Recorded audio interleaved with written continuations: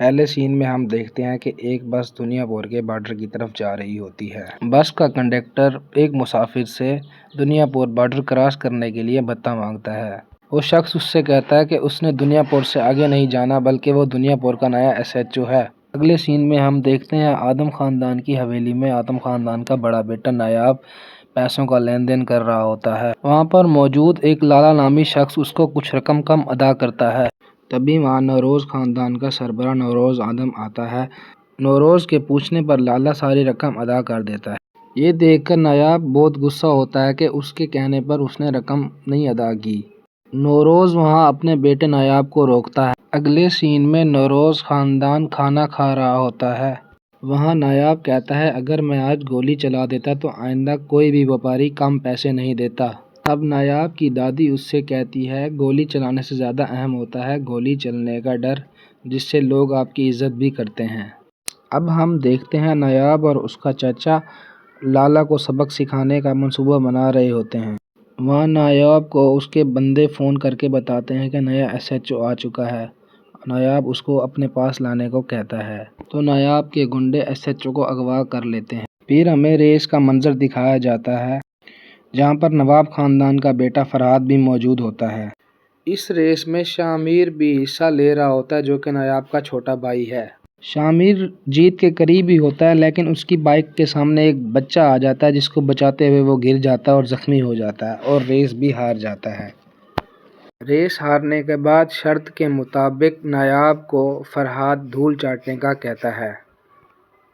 فرہاد اپنی جیت کی خوشخبری اپنے باپ کو سناتا ہے اور کہتا ہے کہ اس نے ایک بار پھر آدموں کو دھول چٹا دی ہے۔ اس پر اس کی سوتیلی ماں کہتی ہے کہ دھول تو اتنے عرصے سے ہم چاٹ رہے ہیں، آدموں نے ہم سے ہمارا سارا دنیا پور چھین لیا ہے۔ جس پر فرہاد کہتا ہے کہ اگر نواب صاحب مجھے آج اجازت دیں تو میں سارے آدم خاندان کی لاشیں بچھا دوں گا۔ جس پر اس کی ماں کہتی ہے کہ تم سے پہلے بھی تینوں بیٹوں نے ایسا ہی کہا تھا مگر وہ سب مارے گئے۔ یہاں پر بڑے نواب صاحب بھی کہتے ہیں کہ میں اپنے 3 بیٹے کھو چکا ہوں، اب چوتھا نہیں کھونا چاہتا، ہمیں کبھی موقع ضرور ملے گا۔ اگلے سین میں ہم دیکھتے ہیں شامیر کی بہن نمرا اس کی مرہم پٹی کر رہی ہوتی ہے۔ تب وہاں ایک لڑکی آتی ہے اور نمرا کو وہاں سے چلے جانے کو کہتی ہے۔ وہ خود شامیر کی مرہم پٹی کرنے لگتی ہے۔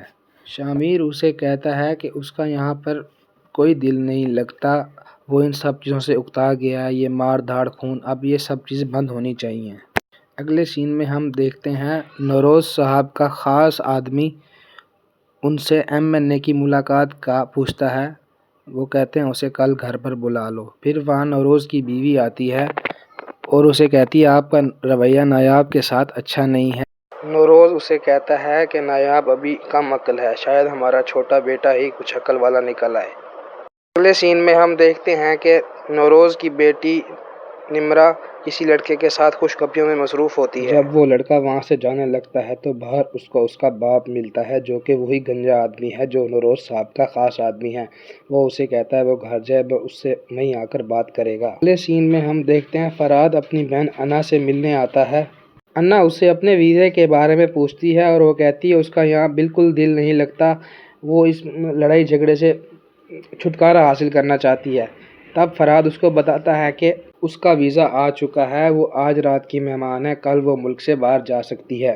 اگلے سین میں ہم دیکھتے ہیں کہ شامیر اپنی دادی کے ساتھ کچھ باتیں کر رہا ہوتا ہے۔ وہ اسے کہتا ہے اس لڑائی جھگڑے کو اب بند ہو جانا چاہیے۔ وہاں شامیر کا والد نوروز بھی آتا ہے، وہ اس کی باتیں سن لیتا ہے اور اس کو سمجھاتا ہے کہ مجھے جب موقع ملا تھا تو میں نے نوابوں کے 3 بیٹوں کو مار دیا تھا، اب جب ان کو موقع ملے گا تو وہ میرے خاندان میں سے کسی کو نہیں چھوڑیں گے، اور تمہارا یہ بھائی چارے والا جو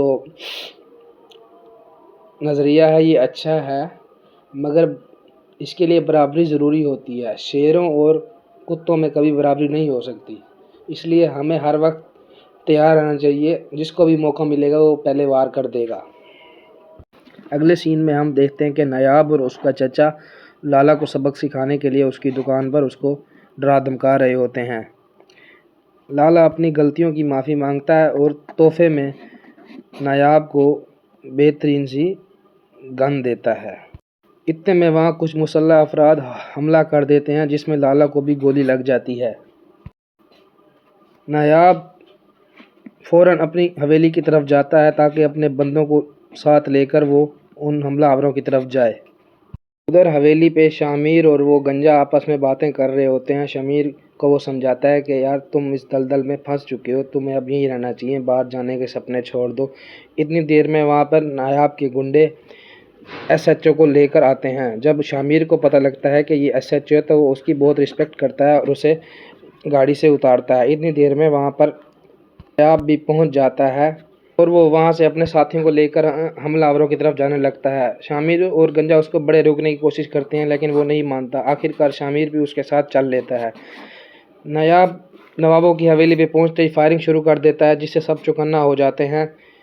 تب نواب فرہاد کا باپ اس سے کہتا ہے کہ میں نے تمہیں کہا تھا ہمیں بھی ایک موقع ملے گا، آج وہ موقع ہے، اسے زندہ پکڑنا۔ اس سب کے بیچ شامیر دیوار پھلانگ کے کوٹھی کے اندر چلا جاتا ہے۔